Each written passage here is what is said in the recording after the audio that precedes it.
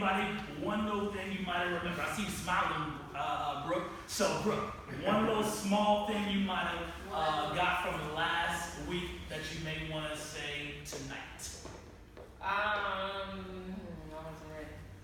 wasn't ready. Be instant in season. Can we come back? Phone a friend. Yeah, phone a friend. One thing you I might have remember. Okay. 2 no's and a go. 2 no's and go. Break that down for us, please. So if you're ministering or trying to minister to somebody and they're like, I don't want to be bothered, no.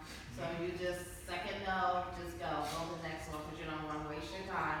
There's too many lost souls out there to minister. Amen. And where do we get that from? 2 no's and a go. If you had to go that far. Nah, They take using their notes. Titus 3:9. Thank you. Titus 3:9. Alright. We relate that to the sales world. Yes. Because in the sales world, when you're talking to people on the phone, they're like, I'm not interested. Yeah. I told you I wasn't interested. Same thing when it comes to spreading the gospel. When you go up to people and minister to them, you're going to tell, bro, I got my faith, bro. I ain't trying to hear you. So you know 2 no's and they go, I'm going to leave you alone. I'm not about to get in a fight with you. You don't want to get in a mindset. Cool. Anybody else? Anything you may have got from last week? Walk in your purpose and go be a show walking around. And get your connection with people and build relationships and have deep meaning other than faith to deal with religion. Say that last part? Have something other than faith to relate. Right. Find something in common with people. Yeah. Cool. Anybody else?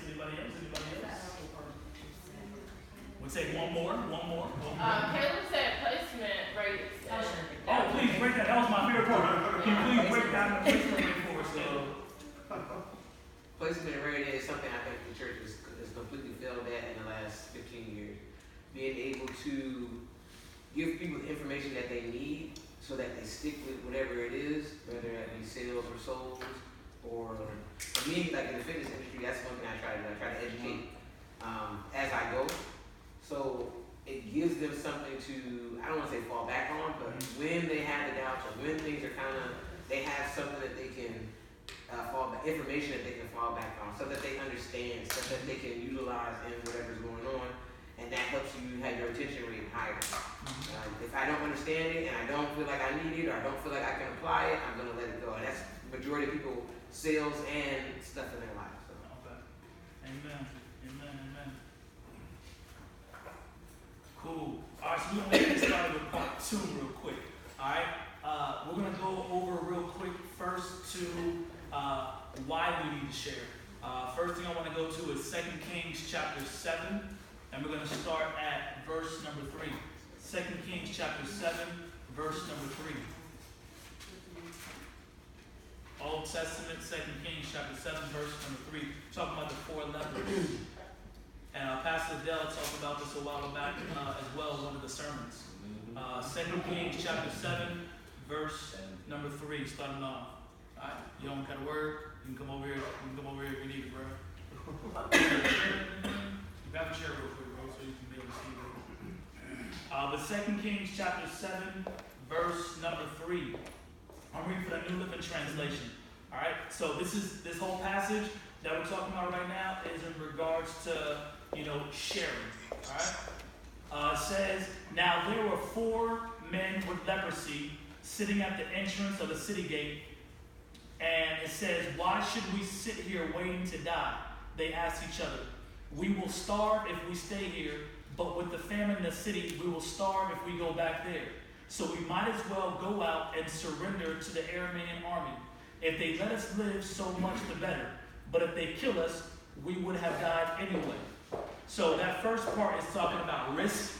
And if I'm in a situation right now where things ain't good, and I'm about to make a move and go somewhere to the unknown, and it may not be good either, I might just want to take a risk because I know my situation here ain't good. I know that for sure. And if I make this transition, that may not work out. I might as well take a chance. So just to give you an example, I was at a job. The commission had went down from the year before. I said, man, I ain't making no money here, bro. I was like, I can't do this anymore. And I had an opportunity to go to another sales job, but I didn't know how it was going to work out. I said to myself, I know if I stay here, I know I ain't making no money. And if I go there, it's a possibility I may or may not. But I know for sure if I stay here, it ain't gonna work out. I might as well take a risk. You know how many people will stay in something and then move on to the next because they're like, bro, but I don't know. Bro, when you at right now, I ain't working. You in a relationship right now with somebody, you know it ain't working, but if I leave that person, I don't know if that's gonna work out. If I leave this job right now and go to a different job, I don't know. What you at right now is not working for you. Why not take the risk? Why not leave? Why not leave? Don't ever stay comfortable in a situation when you know that, hey, it's not going to change, it's not going to work out. Go ahead and take a risk. Take a leap. That first part is in regards to taking the leap. If what you're dealing with right now is not good and you got another opportunity for something, take a leap. Don't stay stuck. Don't stay stuck. All right? I'm gonna give you a little piece that I learned one time from a motivational speaker. He was talking about this man, and he was talking about how he was sentenced to prison, and they brought him out before the guards, right? And when they brought him out before the guards, they had all these rifles, and they were going to shoot him, right? He had a blindfold on. And so when he went before the men, and they had rifles set up, they said, you have two options. We could let these men shoot you right now, and you'll die, or you can walk through that door. He said, so I'm going to give you all the way till nighttime and wake up in the morning, and you tell me what you want to do. You can walk to that door, you don't know what's behind it, or you can let this man shoot you. The man chose to go before the people and let the people shoot him and kill him. And when they killed him, one of the people, they said, what was behind that door? They opened up the door and they said, freedom. They was going to let him go free. But because of the fear of the unknown, he chose to sit there and let them shoot him instead of go to that door of the unknown. So freedom was awaiting him, but because of the fear of the unknown, he said, man, I'd rather die. So don't be afraid to walk in something and you're like, I don't know how it's going to work out. Just have faith. Just have faith. All right? So the next part, as we move forward in verse 5, it said, so at twilight they set out for the camp of the Arameans, but when they came to the edge of the camp, no one was there. For the Lord had caused the Aramean army to hear the clatter of speeding chariots and the galloping of horses and the sounds of great army approaching. The king of Israel has hired the Hittites and the Egyptians to attack us. They cried to one another. So they panicked and ran into the night, abandoning their tents, horses, donkeys, and everything else as they fled for their lives. When the lepers arrived at the edge of the camp, they went into one tent after another, eating and drinking wine, and they carried off silver and gold and clothing and hid it.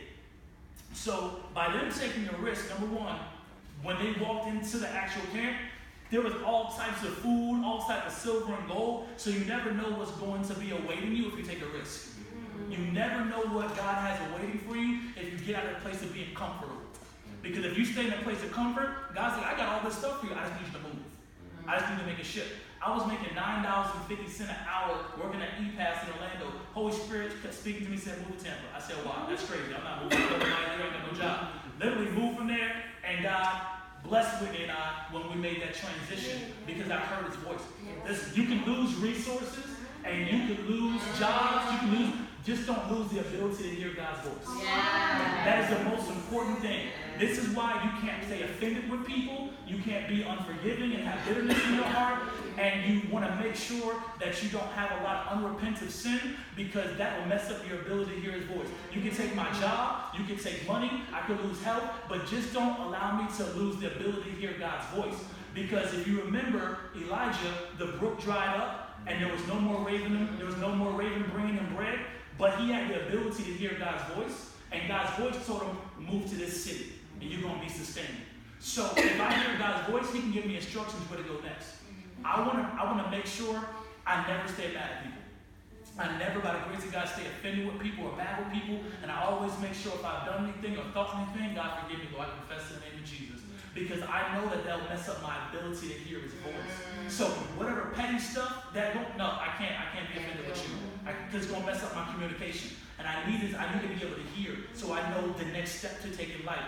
So many people are out of sync right now. The Lord is even showing me like a choir right now. And now you have some people singing, some people off pitch. You can be off pitch and out of sync with God just because you got stuff in your heart that you ain't dealt with. So God is like, you off melody right now. You ain't sync right now. What's going on right now? Get that stuff out your heart. Get that stuff out your heart. Because you want to make sure you're in sync and in melody and in tune, and you want to make sure you're hearing his voice so you know where to go next in life. Don't ever allow the enemy to allow stuff to fester in your heart and stuff like that. Now let that stuff go. You don't want to mess up your communication. All right. So we move forward, and it says after they got the silver clothing, the Bible says they hid it. That's the key part. They had all these blessings, and then the Bible says they hid it. So I circled that part. They came into all this information. They came into all this information and they hid it. Then it says, finally, they said to each other, this is not right. This is a day of good news, and we aren't sharing it with anyone. If we wait until morning, some calamity will certainly fall upon us. So now, he says, we wait until morning. Don't procrastinate. If we wait until morning, don't procrastinate. God put in your spirit to share with somebody at your job. You may not see them the next day. Right. So God is pressing your spirit. So they were convicted, and they said, man, if I don't do this now, then I don't know if I may see this person tomorrow to be able to share this with them. So we got to make sure we share with people when the Spirit presses upon us, because we don't know if we'll see them the next morning. Because they may be at the job today, but the next morning we can find they got in a car accident or something, and we sitting back like, dang, bruh, like I should have told them last night. So that part right there, it says, man, this is not right. They got convicted. They said, how is it that we have all this good news? How is it that we have this joy? How is it that we have this peace? How is it that we have this and we ain't telling nobody? So they got convicted. And so they said here, they said, and we aren't sharing it with anyone. If we wait until morning, some calamity will certainly fall upon us. Come on, let's go back and tell the people at the palace. So they went back into the city and they shared with everybody the information that they got. Him and I, we talk about it all the time. We mentor these young men on third Wednesdays. And we had all this information to be able to help them in regards to real estate, buying your first home. You know, they didn't know what a 401k was. How is it that we have all this information and these young men don't have this? We need to share that information. So whenever we come into information, hey, let me share it with somebody. We share everything else, but we don't share the gospel. And people are dying. People are going through. They're suicidal. They're depressed. They're going through in their marriage. They're going through in their health. People are going through and they have no hope. And we have it. So we have to share it. So this passage in 2 Kings chapter 7, that whole passage talks about two things. Don't get comfortable. Take a risk. If where you at right now is not working out for you, hey, take a risk. Take a leap. Because what's going on right now, it ain't working for you. Might as well take a leap of faith. Take a risk. And another thing is the gospel, the good news. Share it with people. Don't hold it in. Share it with people. So why do we need to share? Why do we need to share, Bethlehem? Because there's someone that needs to hear what we have to say, and without sharing that power, the sharing is the knowledge that they need to take them from here to where they need to go. Yeah. Right. I believe people are committing suicide. They're on drugs. They're depressed. Little girls are getting pregnant, and these young men are winding up in jail because we're not sharing. I believe the condition of the community is because we don't share. That's why the community is the way it is, because we have all this inside the church community, but we don't have the messages that we're getting in the church community, bringing it out to the actual community. So that's why our community looks like that. A pastor once told me, he's like, if your community doesn't look like your faith-based community, something's wrong. How is it that you have all this inside here in this community, but your other community around you is dying? So we have to do more to be able to take what we get in the community and church and bring it out to the actual community. Cool? All right, so that's that part.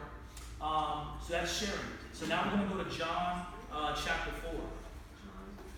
John chapter 4. We're going to the next part here, and we're talking about sharing. And this is about the Samaritan woman at the well. We're talking about sharing. So the first part we saw, the lepers, they got convicted. They said, man, how we got this good news? And we're not sharing with nobody. So that's the first part. Now we're talking about second person sharing.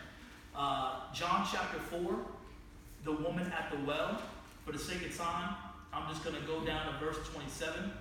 But Jesus meets this woman at the well and starts to have a conversation with her. And in verse 27 of John chapter 4, it says, just then his disciples came back. They were shocked to find him talking to a woman, but none of them had the nerve to ask, what do you want with her? So she had a bad reputation. And so Jesus was talking to somebody with a bad reputation. Everybody knew about this woman in town. Jesus was the type of person that would hang around people that had bad reputations. Jesus was around people that other religious people wouldn't want to deal with. That's why I love Jesus. Because most religious people would be like, man, I know about your reputation. I don't want to be seen with you. I don't want nobody to know I'm associated with you. So I can imagine nowadays in 2020, he wouldn't even want her on his Facebook. He wouldn't even want anybody to be able to scroll across and see that you're friends with this person. Because they would question, like, why are you friends with her? Don't you know who she is? But I don't care who she is. I know what she shall be. Sorry.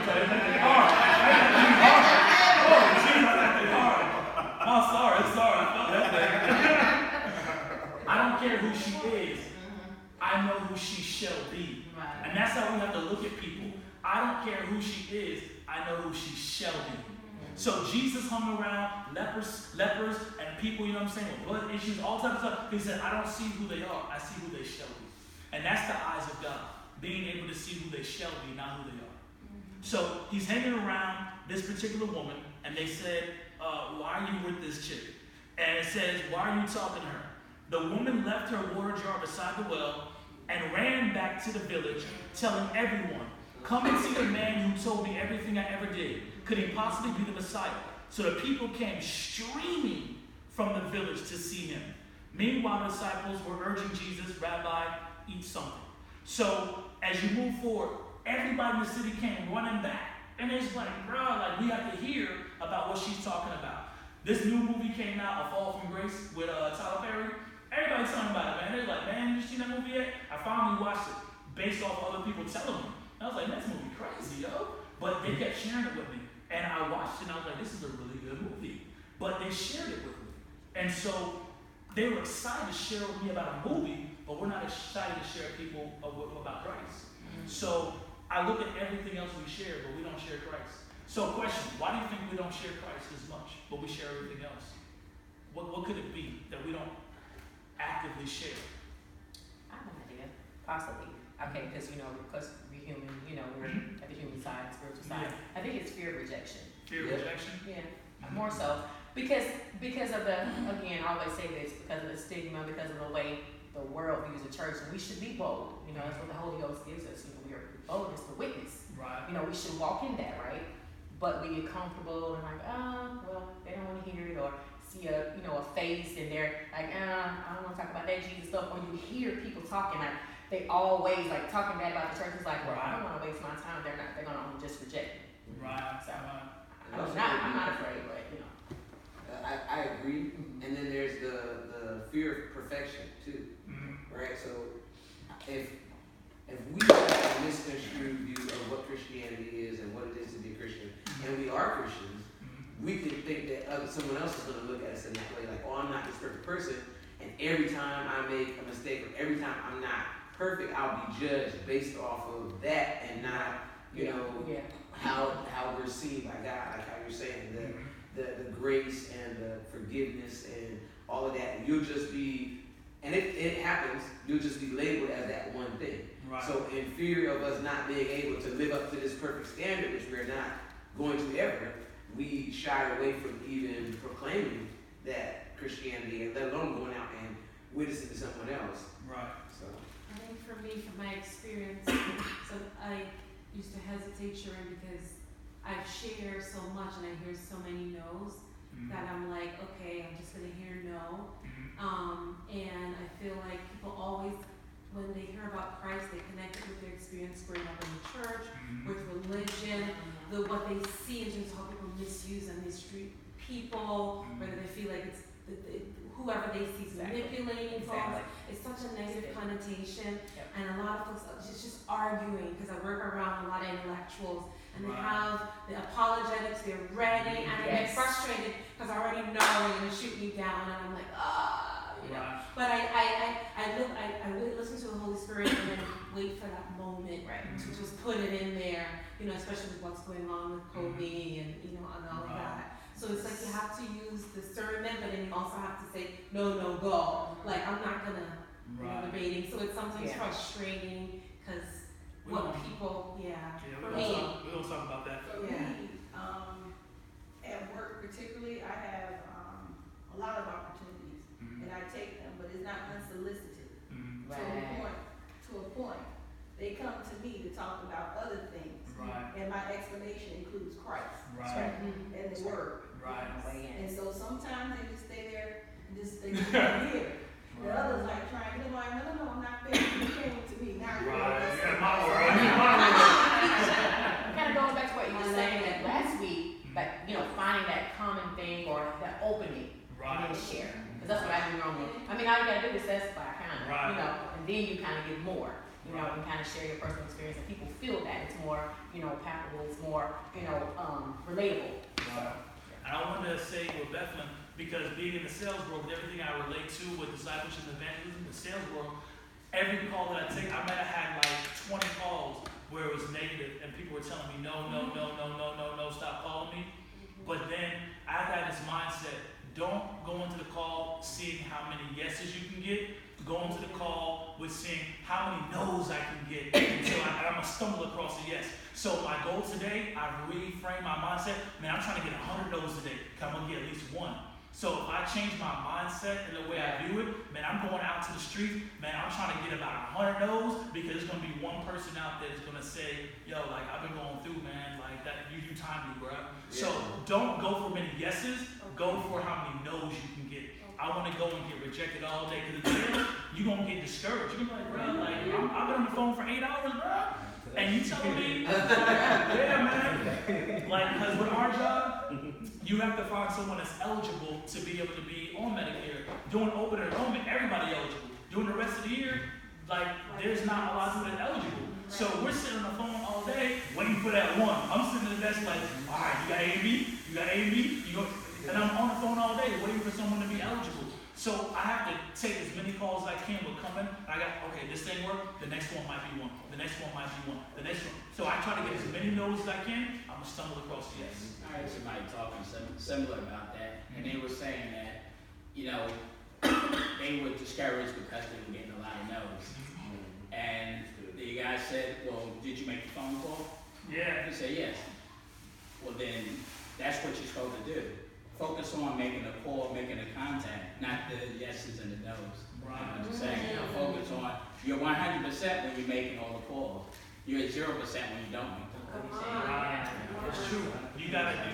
That's all I'm going to say. Say it again. You miss 100% of the shots you don't take. Wayne Gretzky. Exactly. You miss 100% of the shots you never take. Wayne Gretzky. Because if you never take a shot at it, you don't even know. Yeah. And too, George, like, when you witness verbally to people, or when you're having conversations verbally, you have a residual witness. Because a lot of people spend their time ear hustling. So they listen to what you're saying, and you never know the seeds. Like even like when I read the Bible scripture about how there were seeds thrown on the stony ground and thrown on here and thrown. It didn't say they dug up a hole, made it perfect, put the one seed in, and packed it in nice and tight. It was thrown. So sometimes in conversation or in witnessing to one person that could be saying no, you convince somebody else. I've actually had to act where somebody else is like, well, what about this? Like you said, apologetics. It's like, if you don't know about apologetics, get into it. Yeah. But when you can have that type of conversation and knowledgeable information, I can tell you about dates and times and actualities more than just how I feel. Yeah. And I can tell you about actualities and facts and this day it's recorded in here, and you can look at there.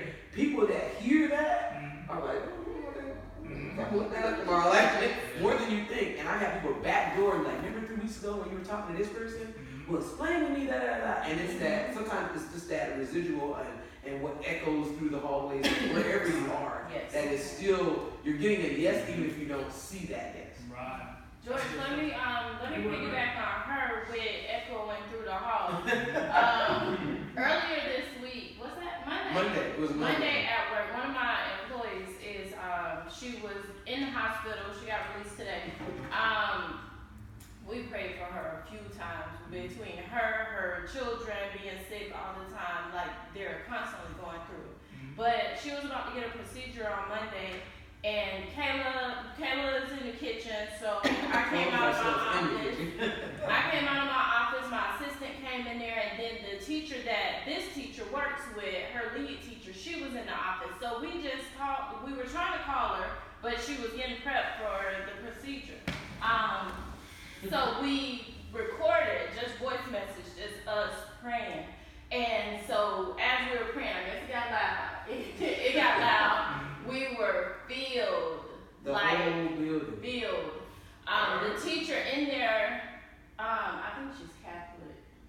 The teacher in there, she was getting excited and praying and confused. And didn't know what it was all the way. A few weeks ago, there was a little fire in the kitchen, and through the vents, it went into the BPK classroom.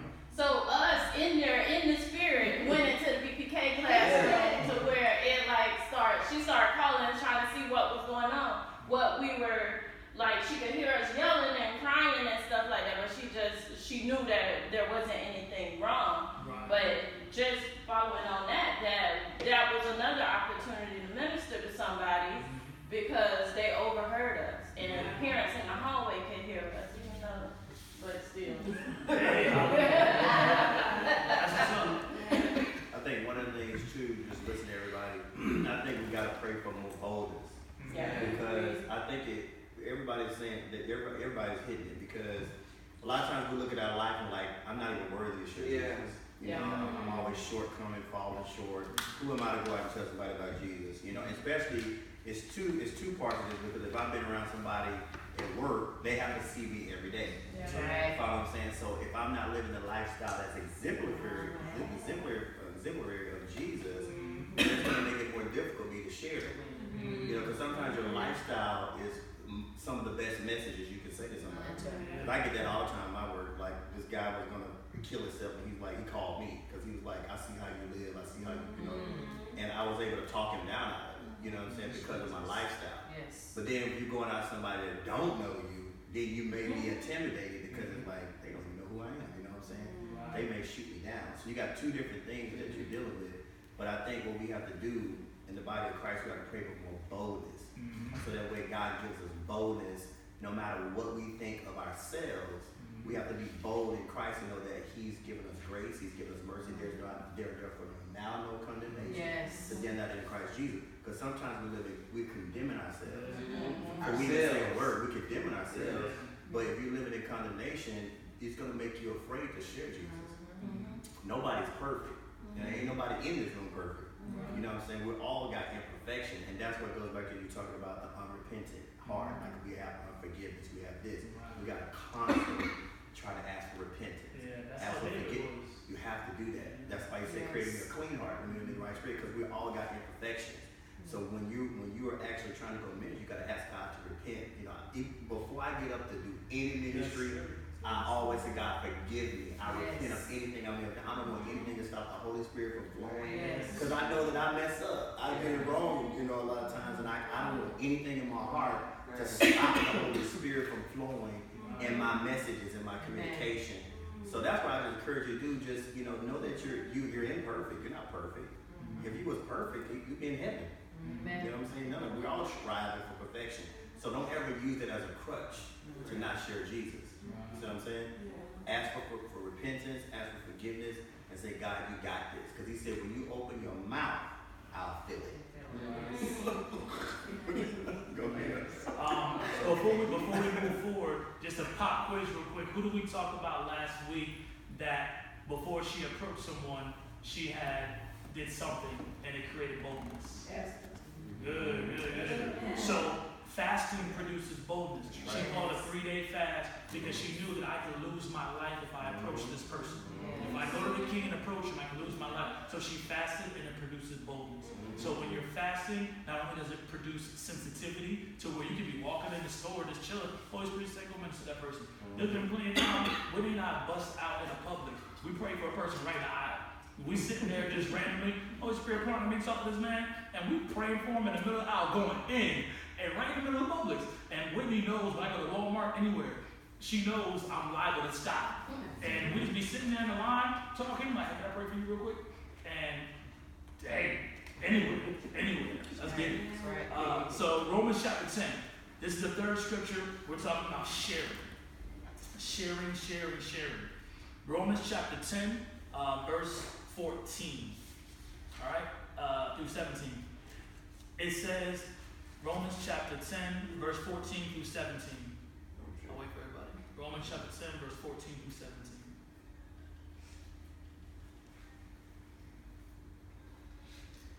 All right. And it reads, but how can they call on him to save them unless they believe in him? And how can they believe in him if they have never heard about him? And how can they hear about him unless someone tells them? And how will anyone go and tell them without being sent? That is why the scriptures say how beautiful are the feet of the messengers who bring the good news. But not everyone welcomes the good news. For Isaiah the prophet said, Lord, who has believed our message? So faith comes by hearing, that is hearing the good news about Christ. So we look again, he says, and how can they hear about him unless somebody tells them?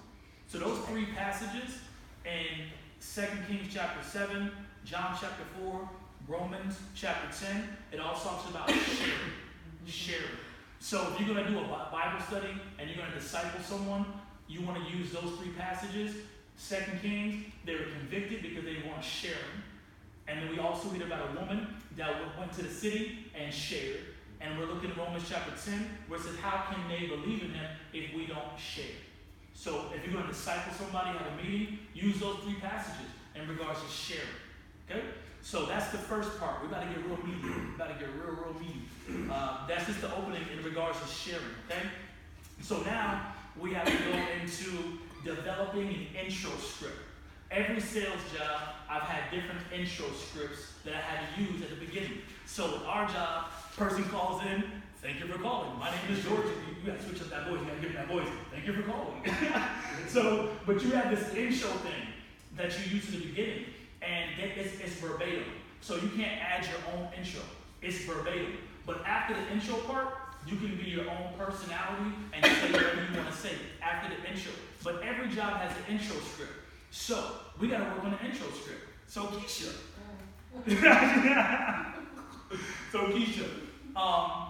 Let's work on the intro script. Tonight, I felt this thing. Tonight, I feel this thing want to run. Tonight, our assignment, everybody get a paper, we're going to develop an intro script.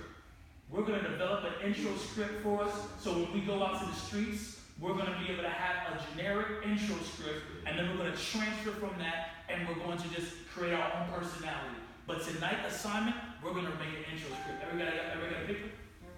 Everybody got a paper? Ooh. Intro script. I'm going to give you an example. One thing I use when I go up to people, I compliment. People love compliments. People naturally are insecure. They deal with confidence issues. So when you compliment somebody, that's one thing you want to put into your intro script when you approach somebody. So a lot of times when I approach people, I'll be like, man, bruh, I like your sneakers, man. Those are fresh, bro. Where you get them from? He's like, yo, man, these new Kyrie Irvings. I was like, oh, those are fresh, man. I like those, bro. And we just started a conversation with that. So when I approach him in my intro, I'm talking about sneakers. Find something to compliment somebody. So in your intro, when you approach somebody, man, I like that sweater, bro. Like, where you get that from, man? What, you got your own clothing line, bro? Yeah, that's fresh, bro. Like, what's the website, bro? So we having a conversation just off of that. Intro, complimenting somebody. So let's go real quick, and we're gonna practice real quick. So Bethlehem, you see some young woman has nice hair or a nice outfit or whatever, a little intro going up to her. Oh my goodness, hi, I love your hairstyle. It is so beautiful. Where do you get your hair done at? Boom. Now you got an opening right there, because she's like, oh, she likes the way I look, and you're building up her confidence, okay? So when you're building up her confidence, brick by brick is coming down. Because people don't like people approaching them. Like, you're a complete stranger, I don't know you. But if you compliment them, a brick has just come down, okay? So now you're having a conversation based off that, okay? Because you boosted her up. You boosted them up, confidence. Man, I like them socks, Pastor Dale. Where you get them from? Those fresh, man. K&G, where you get them from? That's all I get is socks. Yeah, okay. We're going to do better in 2020. Oh, man.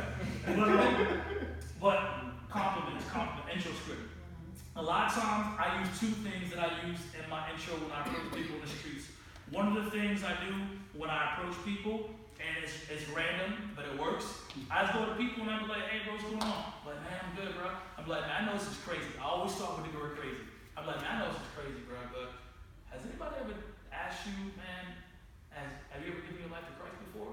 And they'd be like, nah, man, like, or the couple of responses will be like, nah, man, like, that's crazy. No one's ever stopped me. Or they'll be like, wow, man, like, I really needed that, bro. Like, wow, like, that's crazy that you come up to me right now. So a lot of times I go to people, I'll be like, hey, man, I know this is crazy, bro, but have you ever given your life to Christ before? Or I'll use the second one. Hey, man, I know this is crazy, man, but has anyone ever stopped you and told you that Jesus loves you? And you'd be surprised. They'd be like, they'd be open. I use those two things. I know this is crazy, man, but has anybody ever stopped you and told you that Jesus loves you? Random? Or has anybody ever stopped you and ever asked you if you ever given your life to Christ? So just randomly, I use those two things. They always work. I don't think I ever had anyone ever say, get out my face or leave me alone or whatever. But every time I approach somebody, and I know this is crazy, but have you ever given your life to Christ before? I approach them.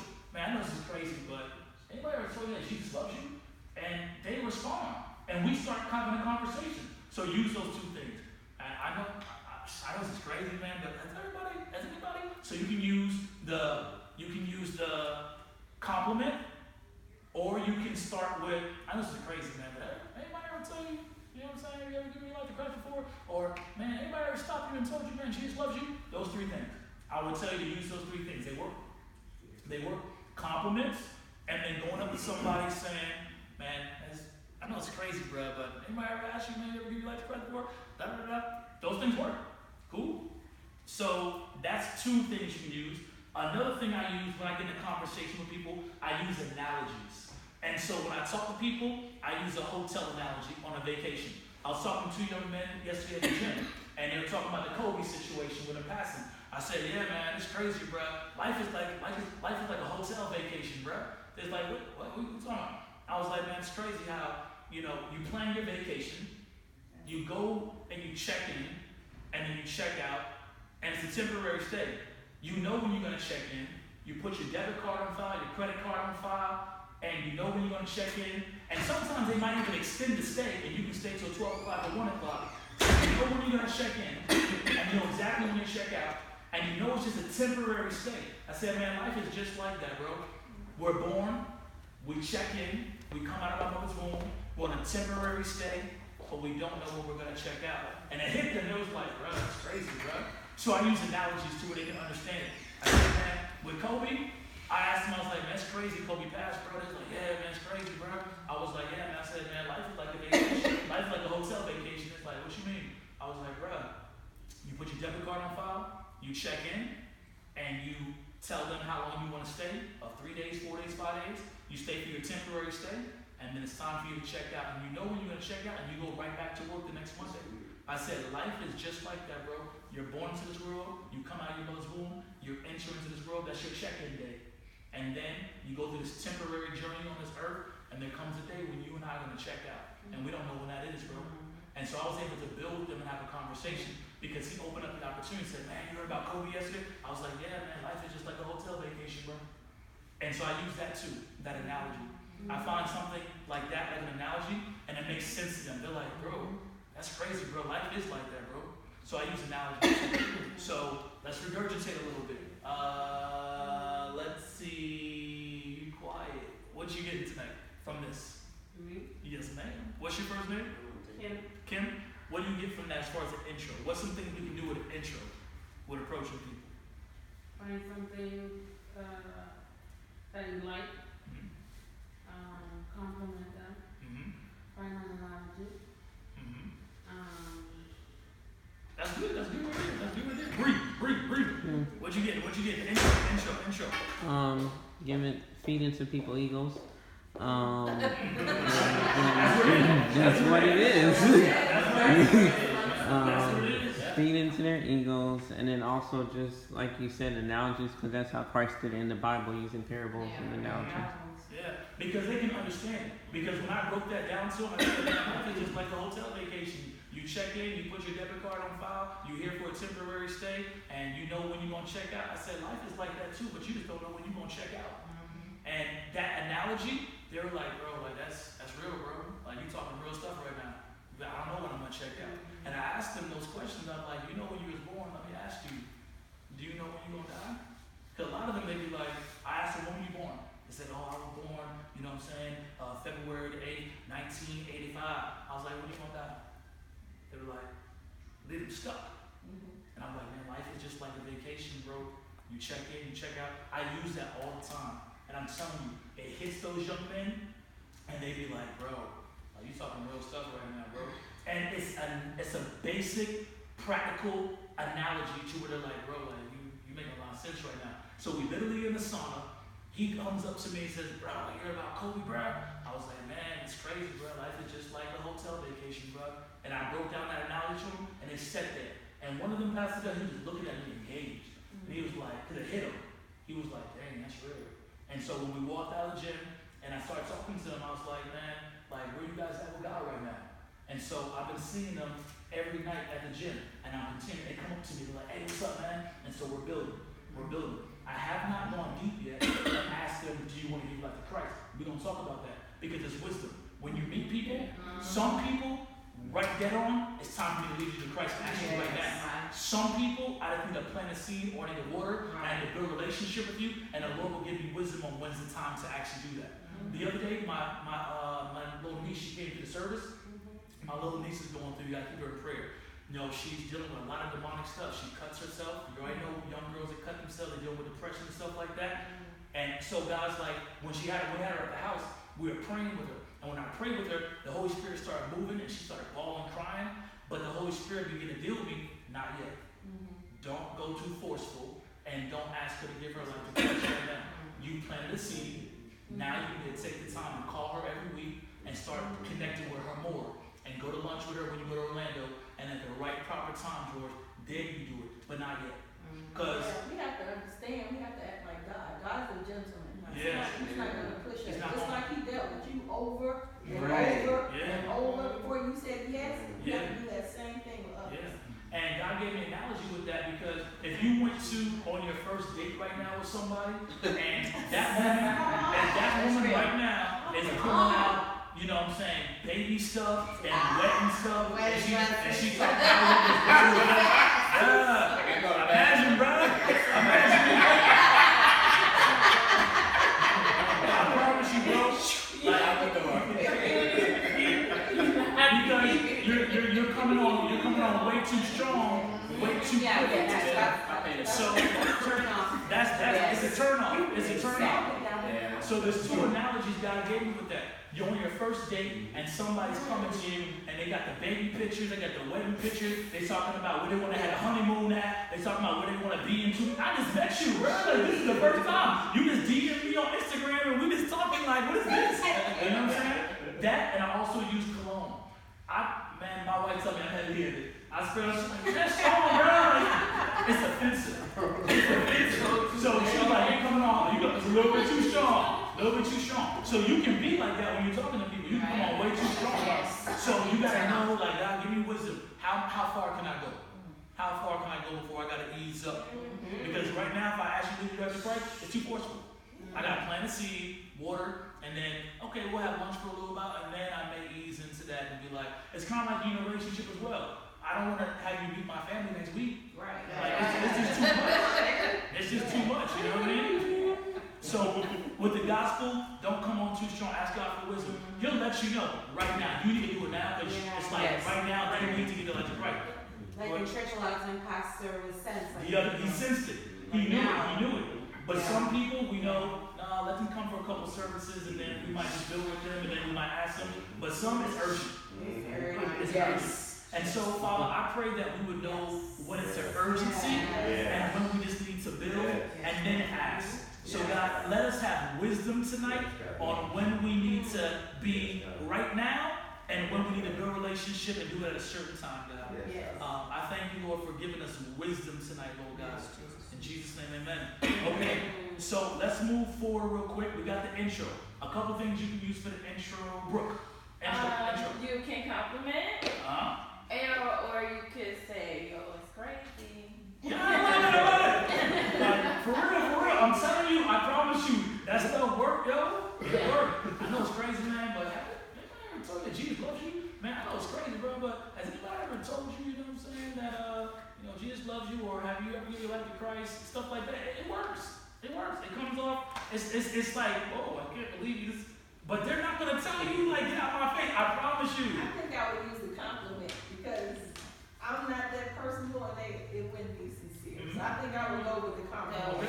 You have to know yourself as well. Right. You seem genuine. Right. Like you putting on some type of performance. Like you're crazy. Right. Yeah. Well, that's why we have different, that's why we make intro scripts, because your intro script may be different than mine, your flavor, because of your personality. I'm just giving you a generic example, just like a job, I'm giving you generic examples, and you kind of flow with it.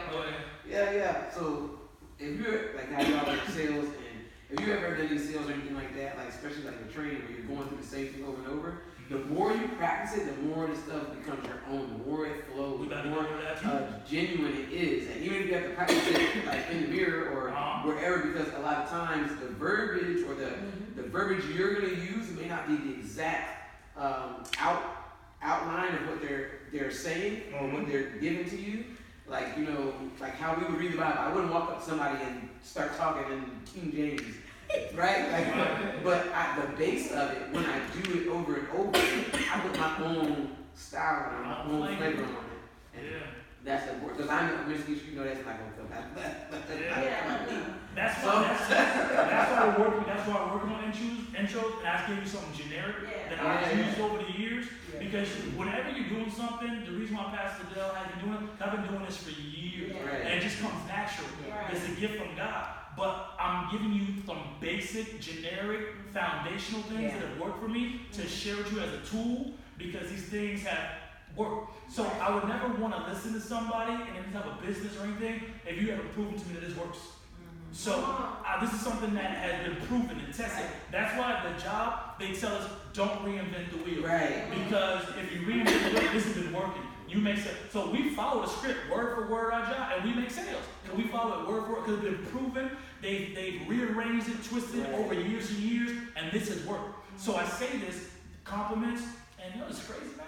Because I've used it years and years, and it works. And people don't push me off or be like, yo, get out of my face. It works. But from this basic generic foundation, you can add your own twist to it. Cool?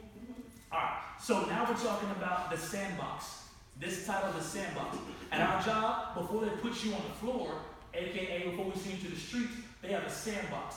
They allow you to go into the computer system and play around with the systems, and then you do a dummy call, and you call your friends back and forth, and you do mock calls. So with this church, you know what the Lord has shown me, Pastor Dell? Like literally, we're going to have like a whole entire setup in this church where I'm telling you, people are going to come to us and learn about discipleship. They're going to learn how to evangelize from this church.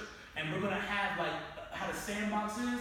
We're going to begin to train people on how to actually go out to the street before they go there. So before they put us on a call center and actually help us like go out there and actually take calls, we're in a small room and we do dummy calls and we play in the sandbox and we learn how to actually do the actual applications, and we don't actually submit it. We just actually do a little, dummy application, and then we call each other back and forth, and we get used to it over and over and over again before we go to the floor.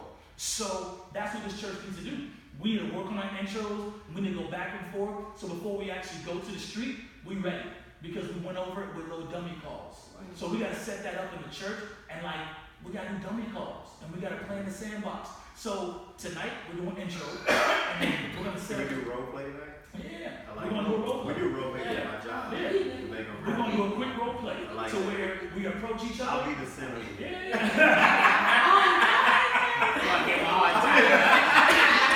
I'll be Tupac. So we gotta be able to have a sandbox in the church to where we play around with the system.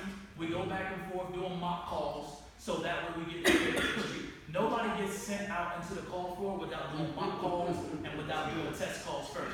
Same in the church. Nobody should be going to the street until they pass. We should actually have a test. We should actually, because they don't put you on the floor until you pass the mock call test. So we actually need to do mock call testing with discipleship in the church and be able to make sure that all the ministers, all the ministers and the people that are like over the church, he ready, she ready, they can go to the streets. That I think that'll be good. So we're gonna work on that. We're gonna work on the intro. But now we're gonna go to the next part real quick. We got playing in the sandbox. The first part was about sharing. All right. The second part we went to, we're talking about the sandbox. All right. And now we're gonna be talking about opportunity. I think Bethlehem mentioned that. Opportunity. Go to Acts chapter 3, verse 12. Opportunity. Having an ear open and waiting for the opportunity. Acts chapter 3, verse number 12.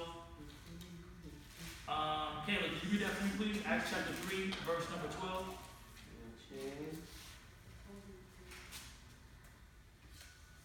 Acts chapter 3, verse number 12.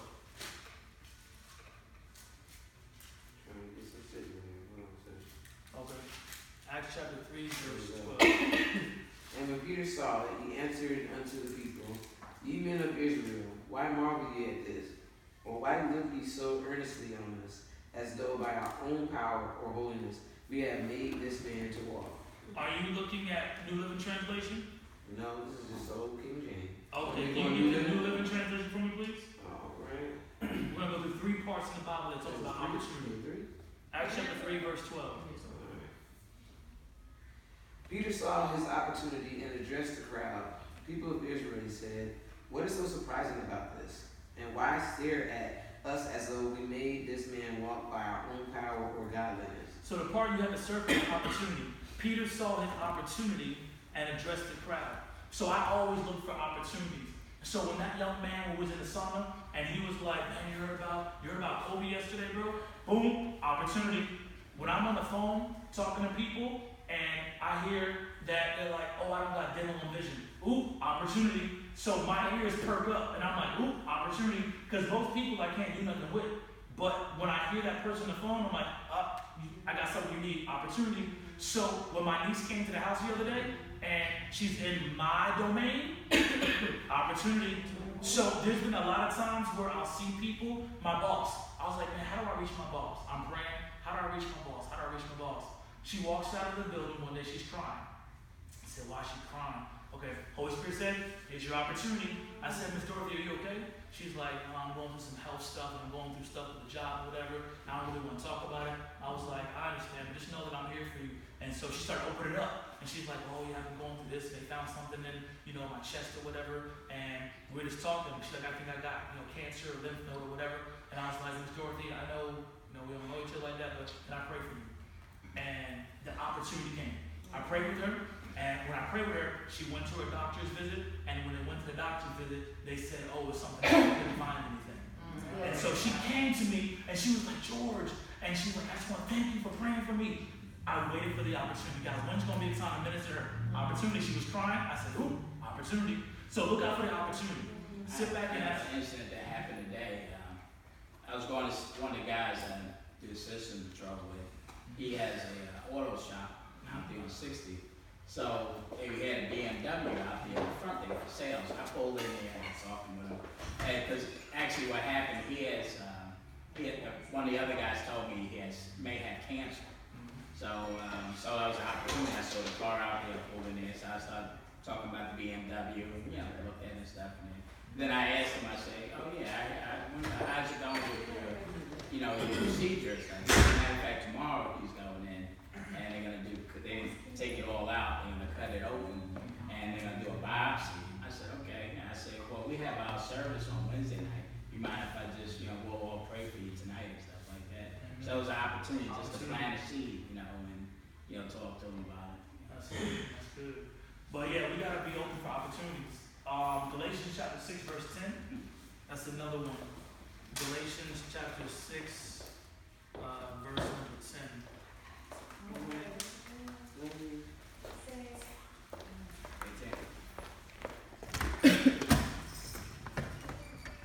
Galatians chapter 6, verse 10. If you could read that for me, please, Bethlehem. No, it's the King James Version. I have the if you want that.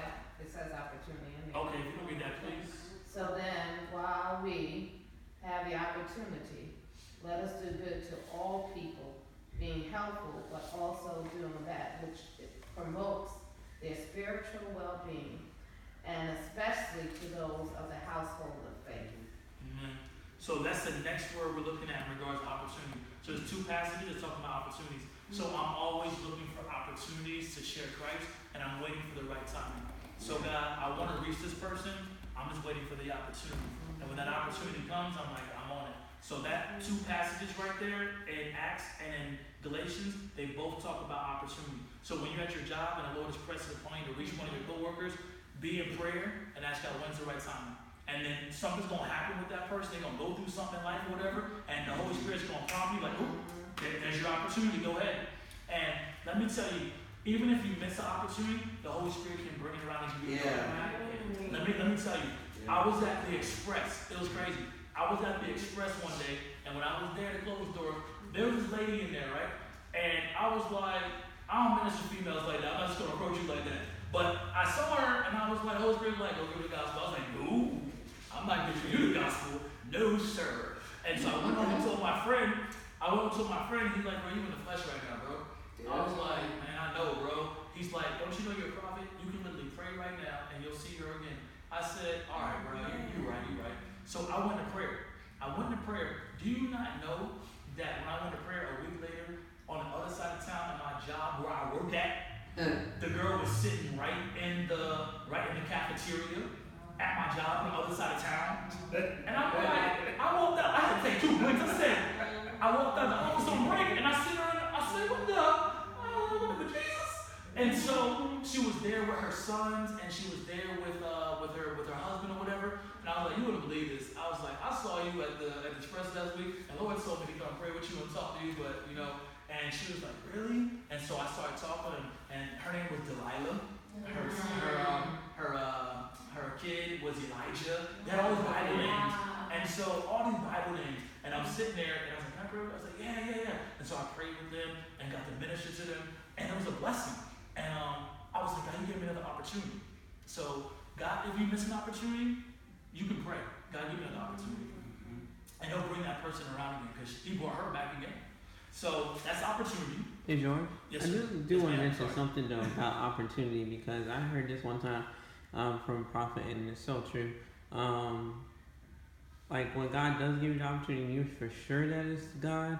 Like go for it, because sometimes if God gave you a word for somebody, like you said earlier, they can go away. So you could be you're creating murder just because you didn't share when God told you to share. Either it be a word, either it be witnessing, whatever it is. If God told you at that moment, you would know for sure, then you do it, because like you could create murder just by not telling somebody that word. That's true. Because that word was in season. So if you gave a word tomorrow that you should have gave that day, it's no purpose anymore.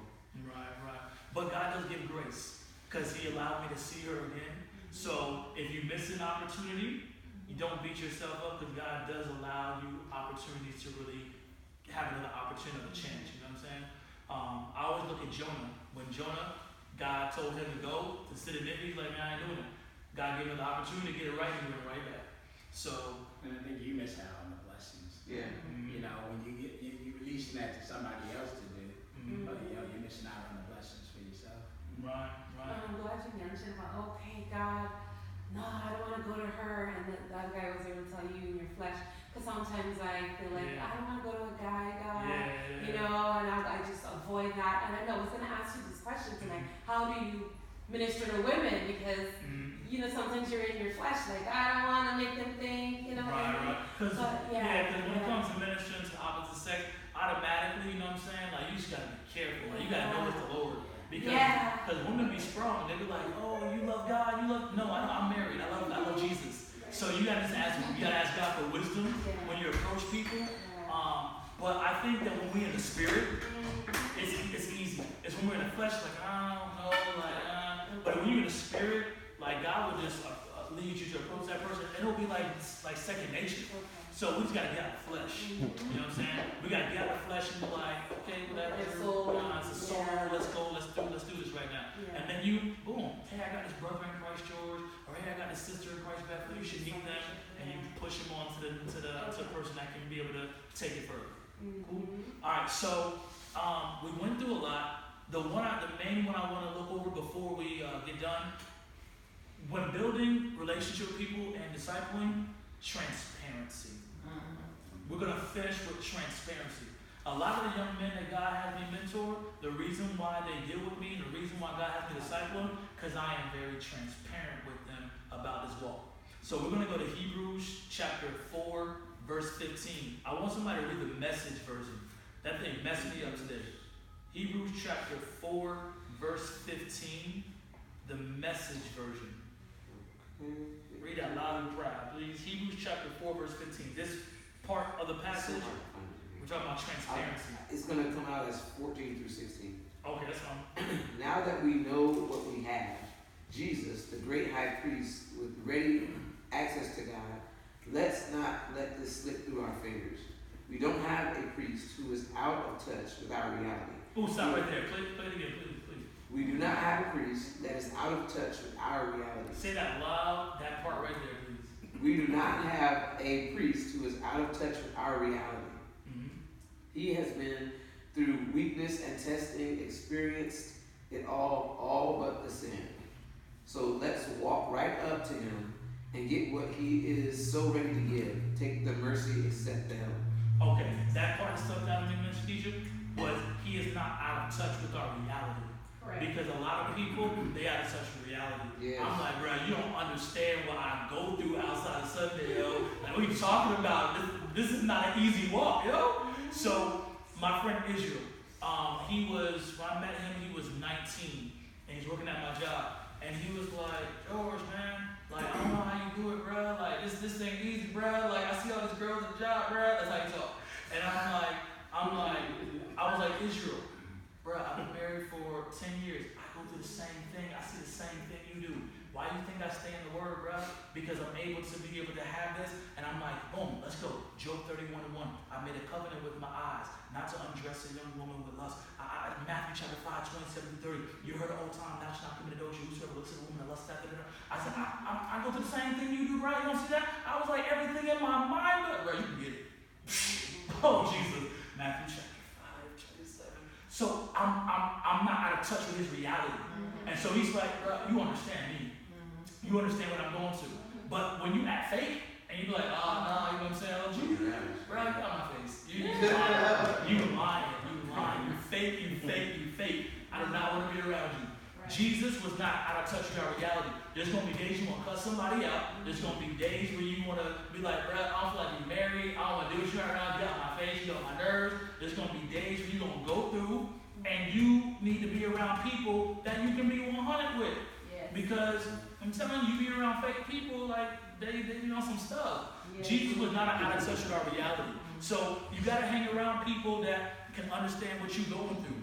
Because with that transition, when you give your life to Christ and now you're walking, you still don't want to smoke. When you first made that transition, you used to smoke 6 blunts a day. The dude I'm talking to in the gym, he'd be like, bruh, I be smoking like 6 blunts a day. I'm on that Xanax, I'm on this.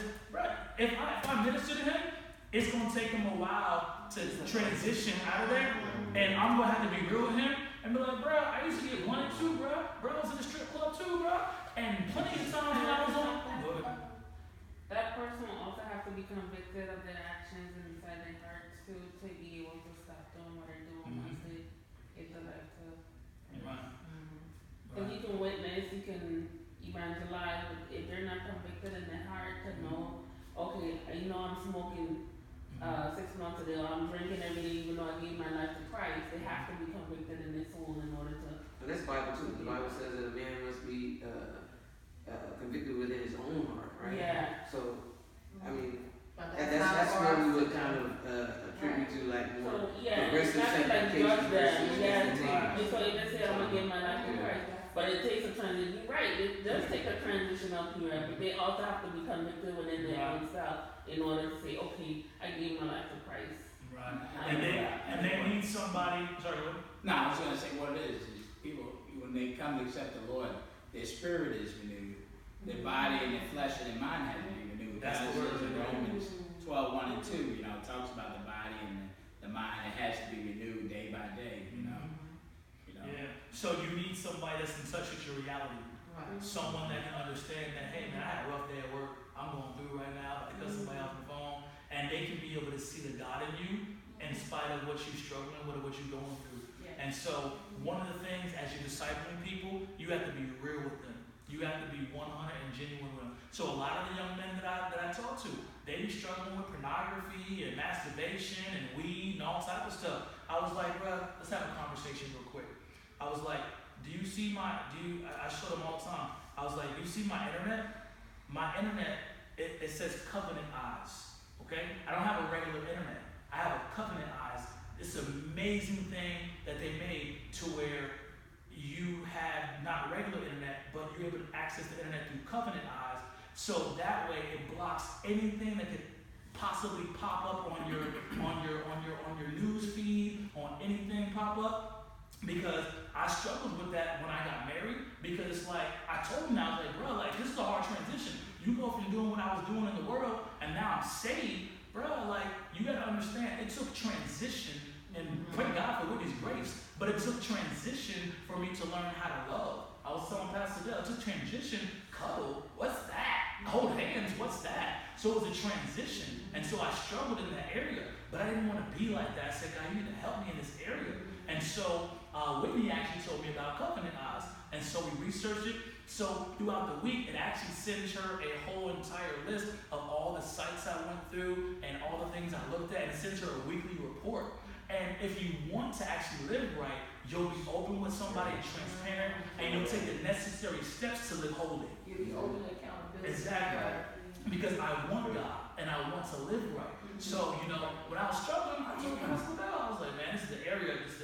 So when he approached me with that, I was like, this is what I want to do. I want to live right. I want to live holy. I don't want to struggle in this area. So with this, I share that with the young men. They're like, bro, like, I can mess with you because you're transparent. You're real. You're not fake. You know what I'm going through. You know exactly the weaknesses that I'm going through right now, and I can relate to you. If you're going to disciple somebody, you got to be around somebody that understands our weaknesses. Jesus was that person. Romans chapter 7, we're going to finish. How do you create disciples? How do you evangelize? Be transparent. Be real. Because people can smell fake. Mile away. They're going to be like, you don't understand me. Jesus was in touch with our reality. The reality is you're a spirit, but you live in this body. And your body gonna want all type of stuff, bro. And I'm telling you, man, when I was single, bro, I gave my life to the Lord at 19. And so I was walking since I was 19. I didn't get married till I was 26. So I'm going years, bro, single by myself in the word or whatever, bro. Like, it was nothing but the word and fasting and prayer that kept me celibate like 4 or 5 years, bro. Like, I had to stay in the word and I had to stay away from places. I had to feed myself and grow. And so you gotta be around people that understand your reality of the struggle, dude. You know what I'm saying? Like, even when you get married, you're gonna have temptation and tests, you know, that come your way, and you gotta stay in the word. You gotta keep your mind right, bro. So you have to be around people that understand your reality, bro. All right. Romans chapter 7. Verse what? Let's go Romans chapter 7, starting with Paul, and we're gonna go to verse number 7. Romans chapter 7, verse number 7. If you could read that for us, bro. Romans chapter 7, verse 7. We're gonna end with this. The history and experience of Jews under the law. The history and experience of Jews under law. Well then, I am suggesting that the law of God is sinful. Of course not. In fact, it was the law that showed me my sin. I would never have known that coveting is wrong if the law had not said you must not covet. All right, we're gonna stop there. So here, right now, Paul is telling us that I would have never known it was wrong to covet, meaning have an evil desire or lustful desire for somebody else's stuff. He's like, I would have never known that this was wrong unless the law, the word, showed me this was wrong. I would have never known that the stuff I was doing was wrong until I read the word one day. I said, dang, I'm jacked up. Because I just went to church. All I did was shout and praise God, take an offering, turn around 5 times, slap neighbor, and I go home. But it wasn't until I actually started studying, I said, dang, I'm in sin, I'm going to heaven. I'm jacked up. So I would have known that what I was doing was wrong except the word showed me. So Paul is saying, I would have known that what I was doing was wrong unless the word showed me. But here comes the problem. Now that I've read the word and I know that what I'm doing is wrong, I'm accountable. And that's why people stay away from church and they stay away from the word, because now you're accountable, because now you're like, bro, like, I shouldn't be doing this. Because I was over here having sex with all these random girls, and then I started getting the word. The first thing God led me to was 1 Corinthians chapter 6, and he's talking about sexual sin, and I'm like, fornication, that word sounds real familiar.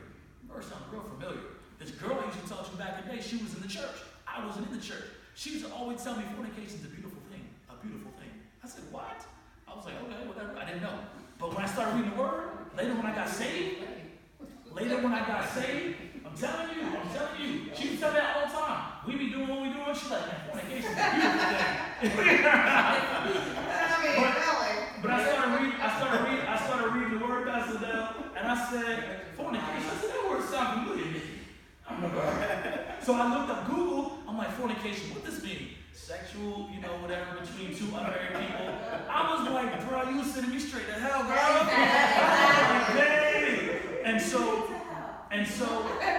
So now I'm accountable for that thing. So I wouldn't have known that was wrong, except I read the word. So this is what Paul's saying. I wouldn't have known that this was wrong, except I read the word. So now that I read the word, here's where the struggle comes.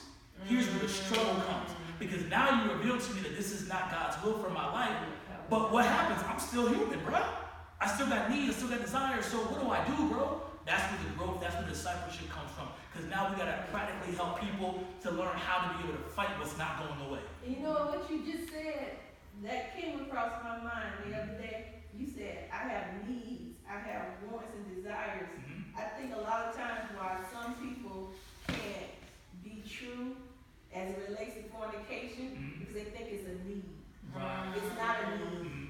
Because God will provide for your every need. That's all I got to say. Well, the only one thing I want to say on there, Minister Keisha, yes, sir. In regards to that, yes. The only reason I say in regards to a need, the husband should fulfill his wife's sexual needs, and the wife should fulfill her husband's needs. Yeah, that's not fornication. No, I'm saying this lets us know that the human body, we have needs. Right. So I understand, but God knows that we can be celibate. Right. So it's not a need when you're single. Right. Does that make sense? Well, or you want to burn, go get married. Here's the thing. When he says the husband should fulfill the wife's needs, and the wife should fulfill the husband's needs, that lets us know that sexual intimacy is a need, and God has put it in the confines of marriage to fulfill these needs that the body has. Because if you do it outside of the way He designed it in that context, then you're going to create drama and a lot of issues that God never designed for you to be with soul ties. But He's letting us know biblically, no, I need this. I need this. And because He knows your body can't look at No, you know what? I hear you.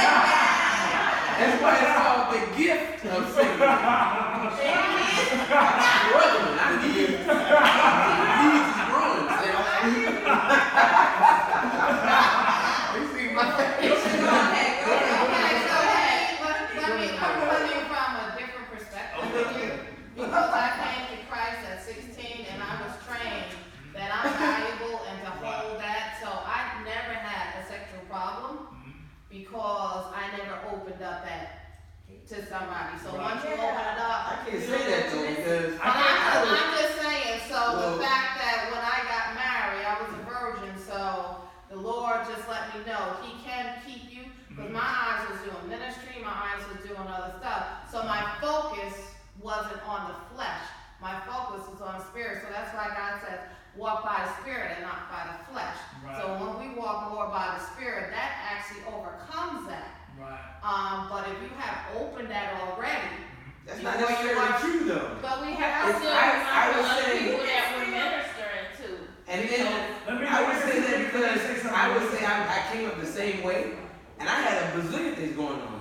I wasn't studying boys or sex or nothing like that, But at like 12, 13, I had sexual desires and urges. Still being sanctified, being saved, being holy, not having sex, not doing anything to get close.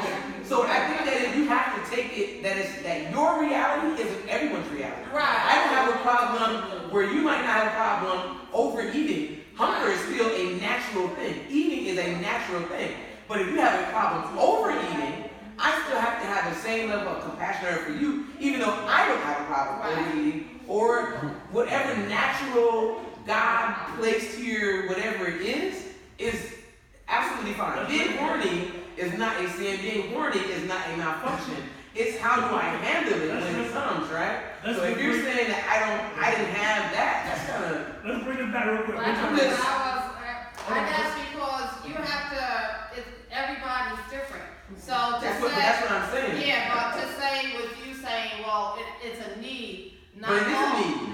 It's a need, just like just like you said, for you, it is, but everybody's not the same. Excuse me. Let's reel it back in real quick. Right. The only reason I went to there, because we should never give opinions, we should always go back to the word. So the reason I say need, because when I was reading that, and I'm like, okay, I explained to young men and I explained to young women, yes, it's in 1 Corinthians chapter 7, and it's starting at verse number 3. He said, the husband should fulfill his wife's sexual needs, and the wife should fulfill her husband's needs.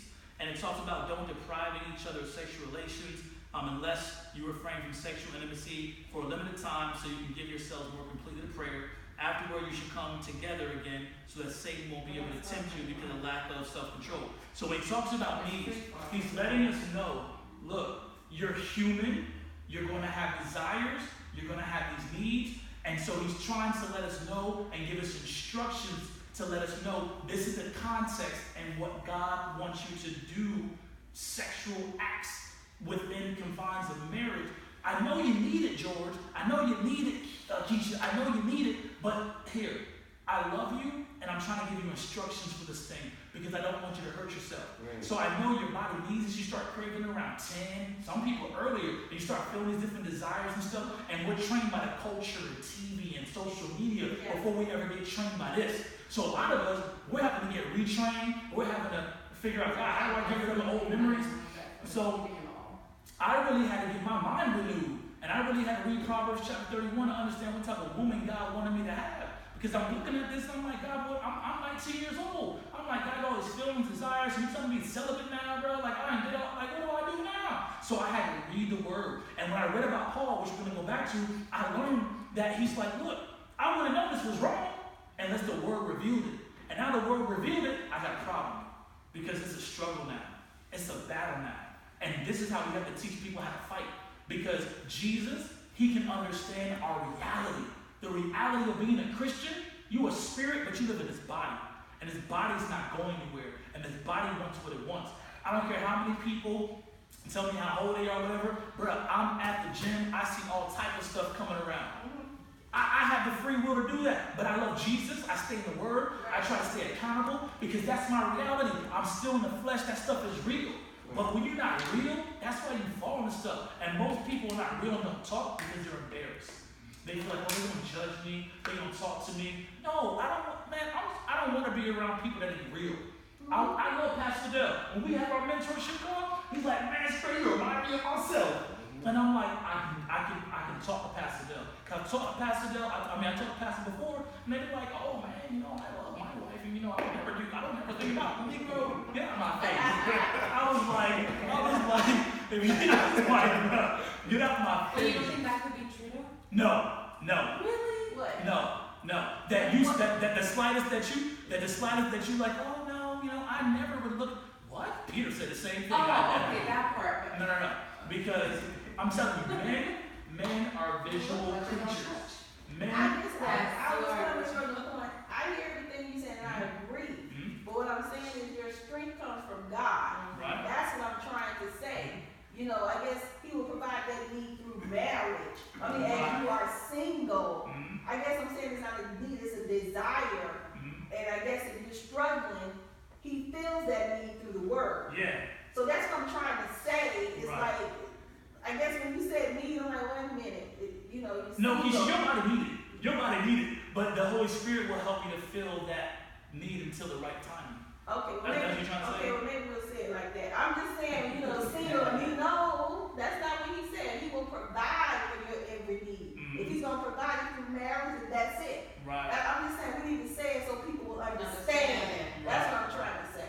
Right, I got Because you. when we say he will provide for my every need, I'm saying he's not gonna bring Morris Chestnut right now. Right. You understand? He'll do it in the I'm he'll single. do it in the context of marriage. Okay. So he's letting us know, no, your body needs it. Your You husband, understand what I'm saying? your husband got to take care of your need. Your wife got to take care of your need. Okay. And I want you to do it in this context, because if you try to take care of these needs outside of this context of marriage, you're gonna create baby mama drama. Right. You're gonna create child support. Yeah. You're gonna create $800 out your check every month. Like you don't need that. So all I'm saying is when I read that, Yeah. we're gonna go back to Romans, but when I read that, Paul's telling me the way that you take care of these needs, George, he's renewing my mind. Right. He's like, George, I know you got these desires, I know you got these needs, you're a young man, but George, this is the way I designed it to be for you to take care of these needs and the confines of marriage and the confines of a man and a woman together. And I'm like, okay, well, how do I control myself during this time until I can do it in your context? How do I control myself until the time comes that I can do it in your context? Because I'm a single person with desires and feelings. How do I control it till then? So I started to read about Paul, and I saw his struggle. And I love that it doesn't tell us his specific struggle. It just says the things I do, the things I don't, because we all got a thing. Right. And so I love that he doesn't highlight one thing. He says the thing, because your thing may not be my thing. And I saw someone that was understanding my reality. And when I read it, I was like, he understands my reality. So when you're transparent with people and you can be able to step into their reality, they can be like, you can disciple me. I can talk to you because you're real. You understand my reality and what I'm going through. I talk to people right now, my homeboy, he's trying to get married. They're single right now. He's like, bro, I don't know how I do this, man. Like, we try to do things right because he knows he has his passions. But I'm like, Israel, if you do it outside of the concept of what Paul's explaining in Corinthians, you're going to create drama and stress and trouble, and you're going to get yourself tied up to this girl, and you don't even know if God told you to marry her. So you can get yourself twisted in something that God never called you to get twisted up in. So I know you got needs, but follow the word. Follow the word. Get your mind renewed, because you got to do it in his context so you don't mess up yourself. We're going to go back to Not only that, I think you have to pray against that lustful spirit. Yeah. Pray, worship, fast. Okay. Yeah. Just right quick. Okay. I just wanted to share. We had a young couple who lived next door to us, and they were single. They were living together, but they joined the church and they accepted the Lord. They still live together, but they decided they were going to get married. And what she did, he came to me and he was talking. He said, we decided to go through celibacy. He said it's hard. I said it's gonna be hard, because especially if you're living together and you're seeing each other. So I was able just to kind of give him some encouragement. Right. I never had that opportunity. But I was just sharing with him because this was her passion. They remained celibate, and he was Jewish also, and that was another thing they were fighting. And then what he did, he ran every day, because when I was walking, I would see him. And I just kept on telling him, I'm praying for you. So they would talk to us because of the fact they saw us married, and then he even asked us, being a Jew, how do you do certain things when your family cuts you off and stuff like that. So we had these talks. So it depends on if you're really serious. God will show you how to overcome it. This young man was able to do it because he ran. Right.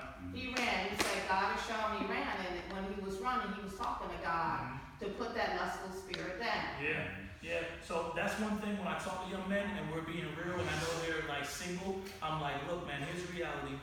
You have a need, you have a desire, that's not going anywhere after you get saved. And so we're gonna go through some tools, okay? We need to fast. Let's fast together once a week. And we're gonna pray specifically for this thing. Whitney and I, before we got married, I was celibate maybe about 4 years, and then she came and I told her when we first met, I said, I'm not having sex until I get married. She was like, all right, cool.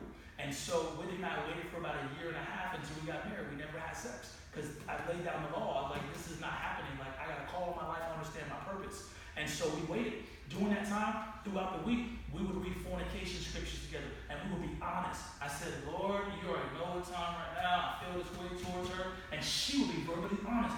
God, you know how I feel and what I want to do, da-da-da. And we would read the fornication scriptures. We read about, Jacob waiting for Rachel. We'd read the scriptures and we would pray for each other and we would be real with each other. Even now, as a married person, when I've seen things in my job or certain women may approach me or whatever, I go to my wife and I tell her, hey, this is what's going on. And we pray against these things because the devil's after the anointing. They come out. The devil's after the anointing. But you have to be able to be real and you have to be transparent because that's how you fall into stuff because you're not real. So you got to get around people that are honest and that you can be truthful with. Ain't nobody got time to judge you. Like, we trying to make it to heaven. And so you gotta be around people that are transparent, that don't see your struggle, but they see, nah, you're a mighty woman of God, you're a man of God, and I know you're human. Let's finish real quick. We gotta go. We can finish scripture? We got 2 2 minutes. Okay. All right. So he said, I wouldn't have known covenant was wrong unless somebody told me. We're gonna jump over real quick, and if you can start at 14 real quick. Read aloud. Unto human, slave to sin. So first 14 right here. So the trouble is not with the law, for it is spiritual and good. The trouble is with me, for I am too human, a slave to sin. I don't really understand myself, for I want to do what is right, but I don't do it. Instead, I do what I hate. Stop right there. He says, I do what I hate. So during my time when I was single, I would be like, God, give me a hatred for pornography. And my prayer time, God, give me a hatred for lust. God, give me a hatred for this. God, I don't want to be like this. And I put on worship music in my house as a single man. I put on worship music, and I got that scripture from there. And I would be like, God, you know what I'm saying? Help me to hate the things that you hate. Help me to love the things that you love. I don't want to be like this, Lord God. And I boast of my weaknesses and the power of Christ can rest upon me. I'm a mighty man of God. I'm a mighty man of valor. I'm not going to let the enemy kill my destiny and kill my purpose with this. I destroy every generational lust spirit that my father dealt with, that my grandfather dealt with. My son's not going to deal with it. My daughter's not going to deal with this. I break this thing right now in the name of Jesus. And I developed a prayer life. God, I begin to get a hatred for those things because I keep doing the things I don't want to do, and I hate this thing. I don't like being like this, but the reality is I'm human. I'm in this body. It's not going nowhere. So, Caleb, I got to go into prayer. God, help me to hate this thing. And you got to get angry at the devil. You got to get angry at your flesh, and you got to go into prayer and go into warfare. But they're going to stop right there. But this passage is about a man that's called by God. Wrote 13 letters in the Bible. But he's struggling, bro. So this dudes that I talk to right now, man, Jordan, I want to stop smoking, man, but it's a struggle. Go to Paul. Paul, man, the things I do, I don't. The things I don't, I do. I'm wrestling. So the battle with living and being a Christian, bro, is your spiritual side, it wants to serve God. But your flesh, it's a monster, bro. It's a monster. And the way you kill the flesh, you have to fast on a regular basis. You have to be in your word and get your mind right. And you have to be in prayer. And in your prayer time, you got to be real. God, I struggle with this. I struggle with this. And God, I'm weak in this area. Give me your strength. So if you're going to disciple somebody, number one way to reach them and to keep them involved in your life is to be transparent with people and be able to be real with them. Jesus understood our realities. Cool? So if you're going to disciple, evangelize, make sure you're being transparent. Gotta win people. Introduction, a couple different things we talked about with that. And